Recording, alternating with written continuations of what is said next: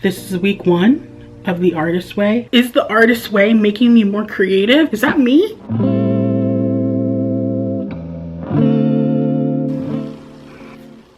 Hi, it's Sierra. I am about to start a journey.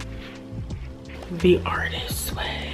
I don't know what it's gonna entail, but I'm kind of nervous, kind of excited, mostly scared for what's gonna happen. I've heard so many mixed reviews about this book, so I'm not really sure what to expect. I'm gonna start it today. This will be my first week vlog. I know it's a 12-week program, so I'm gonna do a video for each week. 12 weeks of me and this book.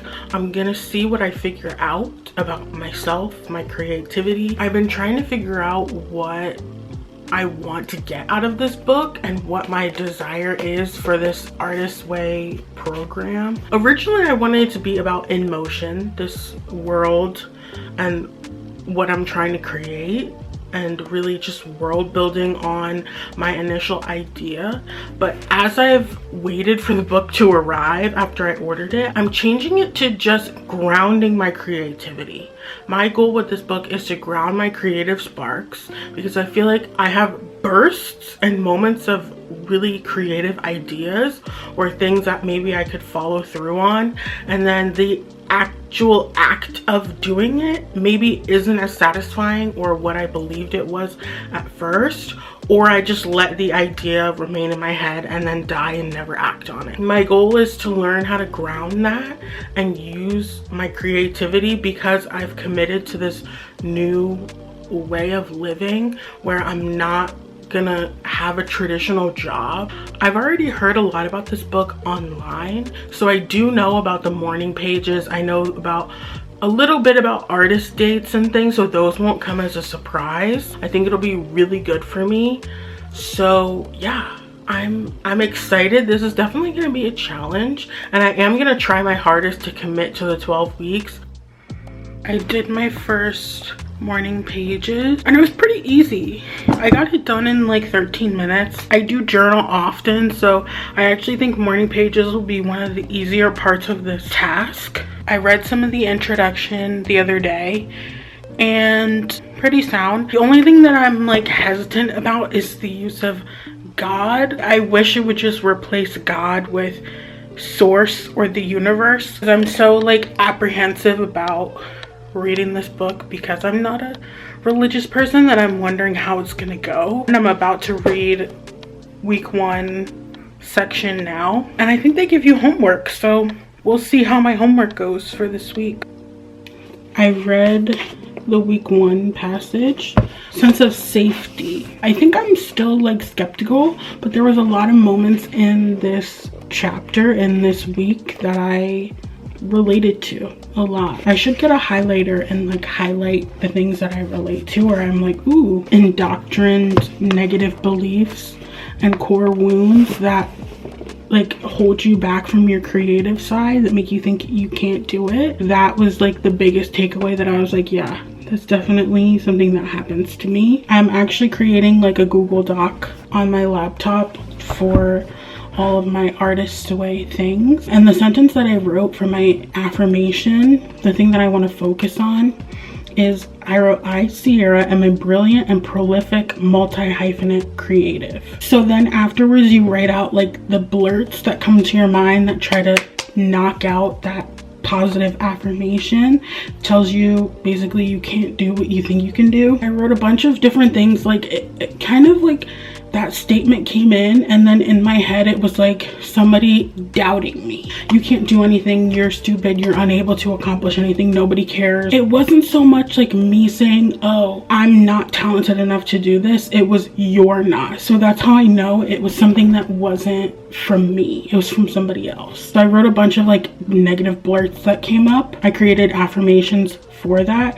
I wrote the affirmations down. I wrote these little affirmation cards so that after my morning pages I can go read these every morning. I did one of the like homework things already, which was going for a walk, so I literally just went. It was nice to see the fall colors. I don't know what I'm gonna do for my artist date this week. I think it's interesting. I'm getting into it a little bit, and I'm recognizing parts of myself that I think are important. I did 2 more exercises for my week. Exercise 9, which is you like add new blurts to your previous blurts from your sensor of like the negative self-talk that you have, and then you create a positive affirmation to counteract that. This was really easy for me. I don't know why I just had all of these like negative thoughts in my head about my situation. Maybe because I was meditating, thinking about In Motion earlier, like literally just before I did the exercise. I came up with so many different blurts, and after I did the positive affirmations to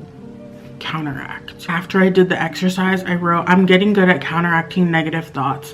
It's like debating or taking my power back from people who have told me no or that I can't do something all my life. It feels good. The blurts made me tear up when I wrote them, but it feels good to read the positive affirmations or clapbacks. So I called them clapbacks. One of the blurts was, what you want to create isn't worth anything. What I want to do is not something that you can make money from, or it doesn't have any like value. And I said, creativity in itself is worth something. Creativity is a core value of mine. Therefore, anything that I create is worth everything to me. And one of the things that keeps coming up that I saw a lot online, it definitely downloaded into my mind, was like, what you're trying to do is impossible. You can't do it. Nobody makes money off of just existing. Everybody has to do some kind of like transaction to make money. While that might be true to some extent, like it doesn't have to be true for me. I said my positive affirmation was, just because it hasn't been done before doesn't mean it isn't possible. I can be the first to do it and pave the way for others after me. One thing I need to remember, positive affirmation, my creative talents are worthwhile. I don't compare myself to others because they are not me. I am not them. I need to remember that, because comparison is my biggest like roadblock to being creative. One of the blurts was, what I'm gonna do or what I want to do isn't like changing the world, therefore it's not worthwhile. And my positive affirmation was, what I want to do is inform people about cultures, ways of thinking, and other ways of life. If that causes at least one person to change how they show up for themselves and in their lives, then it matters. I'm like gonna cry. If that causes at least one person to change how they show up for themselves and in their lives, then it matters. We are all part of the world. When we change as individuals, the world changes. If I could like influence someone to change the way that they think about their life, or to like be inspired to do something different, money doesn't matter at that point. The thought of that brings tears to my eyes. Like, I'm so trivial to say that you want to change the world. I have something to offer, and whether other people see that as valuable or not, it doesn't matter. As long as I'm being true to myself, I can connect with at least one person that's like, yeah, yes sister, I'm in solidarity with you, then it's worth it. That's just something I have to come to terms with. It's like understanding not everybody is gonna have the capacity or the ability to understand me in the way that I need to be understood. Even though that's not my fault that they can't get me like I want them to get me, it's still my job and my responsibility to find people who will get me, who will understand me in the way that I have been wanting. Exercise 2, I was really excited to do when I first read the list of all the different homeworks that I had to do. And this was the one I was looking forward to the most. It was actually harder than I thought it was gonna be, but I ended up enjoying thinking about it. Waving around, because there's a fucking fly flying around here and I can't kill it. If you had 5 other lives to lead, what would you do in each of them? Photographer, potter, actor, fashion stylist, and camp counselor. So photographer, I said I would travel around the world and take photos, do photo shoots for magazines. I do like photography. I've never thought of it as like a career for me, more so just a hobby. I said potter, like working at a pottery studio or owning a pottery studio, working on my craft, maybe taking commission orders from restaurants, do like custom dinnerware sets, and to like have a studio and other pottery people would be there joining in. Actor, I wanted to be an actor since I was a kid. I definitely know I was influenced by like acting when I was in daycare when I was younger. I always got the lead role. And I honestly don't even know if I was a good actor or if I just knew how to read. And I would love to be one of those people that has like a really intimate, close bond with a director. So much that we like do 5 different films together and eventually turn into a director, like a producer, director, going from actor to behind the screen. I think would be interesting. Honestly, I think a part of me would be really good at it. Fashion stylist. I wanted to be a fashion stylist so bad. If you use Polyvore back in the day, you know how much I had thousands of outfits that I put together. The idea of being a stylist for like Vogue really enticed me, and that was something that I thought I could go in the direction. I even thought of going to FIDM, which I think is a school that's closed down now, but a college. I was considering moving to LA and going there for college to be in fashion. And I used to love getting dressed and putting outfits together. I will say, as I've gotten older, as my body has changed and gotten bigger, like I don't know how to put an outfit together, and the clothes that I have, the options that I have are limited. So it's gotten harder, and I've kind of become detached from that version of myself, but it's still there. I think I can still bring out like and find my personal style. But I will say the clothes these days do not give a lot of good options. Like hardly anything has color.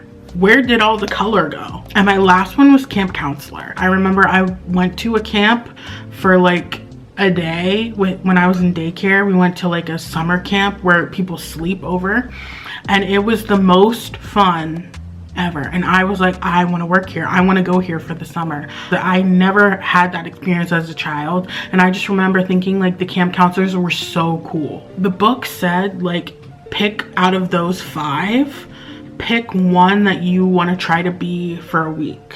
So I chose photographer because I'm not sure how I would do actor or fashion stylist or camp counselor right now in the middle of October. Maybe that will be my artist date, I'm thinking. Go downtown and just like take photos of the city. Morning pages are going well. They're consistently taking me like 15 minutes to write, but I will say I need to start doing hand exercises if I'm gonna do this every day for at least 12 weeks, because my hand gets numb while I'm writing and I don't want to get arthritis at like 30. I'm feeling like more comfortable doing this. I thought it was going to be a lot harder. I'm sure it will be a lot harder. See you tomorrow for my date.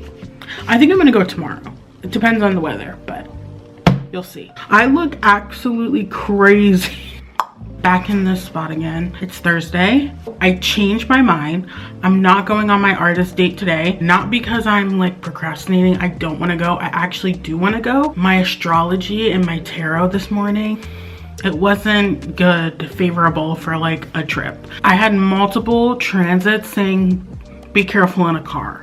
So I feel like that's a sign maybe I should stay home and go tomorrow, because tomorrow I don't have those transits. My moon will be in my 3rd house, which is about like short trips and community and neighborhood. So I think that's better. Instead, I did 2 of the exercises, like typed it out on my laptop. Write out 1 horror story from your monster hall of fame. Every week my mom would drive me like 30 minutes to this place to go rehearse, and then we had a big show date. Yeah, the show went really well, and the part of it that was like my horror story was afterwards. My father, his mother, and my mother were like coming out of the show, and instead of saying congratulations, you did such a good job, my father and my grandmother proceeded to talk about my cousin. That moment, I think, just stuck with me. And I even said, like, I just felt so rejected and deflated. I remember sitting in the back of the car on the way home, promising that I would never share something I'm happy about with them ever again. I felt like I could never get their approval or like support for something. The 3rd one was to list 3 old enemies of your creative self-worth. Number 1 was my father. This girl from high school, I won't say her name to like dox her or anything. She caused me a lot of trauma and like basically tormented me for most of my high school experience. The 3rd one I said was my mom, wanting to be an actress when I was younger, and I remember hearing it on the radio. They were having open auditions for Disney Channel, like for kids, and I remember begging my mom to let me go, and she would say nothing. Not even a no, just no response, as if I wasn't even there. And I guess that's like the point of it in Artist's Way. Like, it is always necessary to acknowledge creative injuries and grieve them. Otherwise, they become creative scar tissue and block your growth. I'm about to go on my first artist date. I'm going to the library first, then I'm gonna walk downtown. I want to go to this crystal store, look for a new crystal. I want to go try ramen for the first time, which I've never had. I'm kind of nervous, which, I mean, I've lived here all my life, so I don't know why.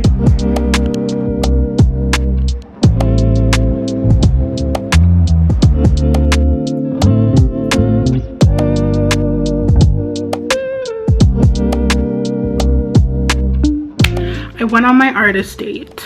I think going forward, I need to find a way to have a cheaper artist date, because I just spent like $60 and I'm unemployed and not making any money, so they all can't be $60. I had a good time by myself. First, I went to my library and I like read my book there. I walked downtown in my city. I took a bunch of photos. I got a coffee. Oh, I forgot I got a coffee. So maybe I spent like $70 because I got a coffee and a donut. I rarely go downtown ever, so this is a nice refresher. There's so many new buildings and things that I never saw before. I went to the store and I got new crystals to add to my little crystal bowl that I have. Oh, it does focus. Beautiful. Saucerite helps ease tension and soothe frayed nerves. Emotional healing, grounding, breaking old patterns, transformation, stress relief, clarity and focus. So like, yeah, this is right up my alley. This is exactly what I need right now. How beautiful. It's called Desert Rose. Mental clarity, balance, reduce stress and anxiety, self-discovery, and emotional healing. Another thing that I need deeply. Yeah, now I have 2 new crystals to add to my collection. I did not need to buy these on my artist date, but I did. Went to this ramen place. I was watching a Good Mythical Morning episode and they were eating ramen and it looked delicious. And I've never had it before, so I was like, I really want that. I found a place in my city. I went there. I've never used chopsticks in my life, and I think you can tell by all of the stains that I got on my shirt. It was everywhere, but it was delicious. It was so good. That was my first artist date. I think it went well. Did not do morning pages this morning because I'm switching from morning pages to nighttime pages. Get me in the mood for bedtime. I can unleash all of the things that have been on my mind for the day and just kind of get it out there. I think this is working because yesterday I was having just like a moment. Whenever I have a moment, I listen to the song Messy by Olivia Dean and I like visualize my future self. I decided to visit her, visualize her, and I didn't know what to write about for my Substack, and she just told me, like, this future version of me told me what to write, and I was like, okay, like, cool. And so I wrote about it, and it's probably the best writing that I've ever done, and it just flowed out of me. I had no idea what to write before this, and I wrote the whole article.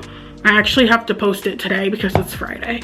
I don't know if that's her or if that's my intuition, but it worked. And I think I'm gonna do that more often and just like listen to what she has to say. Bye. My Sunday check-in. Week 1 is done. I said this week was pretty easy. I like these exercises and this like homework. I like testing myself, seeing what I'm comfortable doing, what I'm not comfortable doing. At first I did the morning pages and then I switched to nighttime because I was like, that's easier. And now it's just called pages. Do them whenever I feel like it. Whenever I feel called to do them, I get my notebook out, my journal out, and I do them. But I think setting like a specific time just does not work for me. If I want it to be a ritual, I want it to be something that I can feel free to go to when I need it. I've been journaling for like 10 years, so I don't think that will be the hardest part for me. My artist date was good. Like I said before, I need to find a cheaper way to do an artist date because I need to stop spending so much money. I now think I'm gonna commit and do it the full 12 weeks, because if I do full 12 weeks, I'll end it like right around the new year, which I think is just, the timing is too good. This is the end of the vlog. This is the most consistent I've ever like recorded or made a video ever. Subscribe to see more and follow me on TikTok, Substack, and see what happens. Come along for the ride.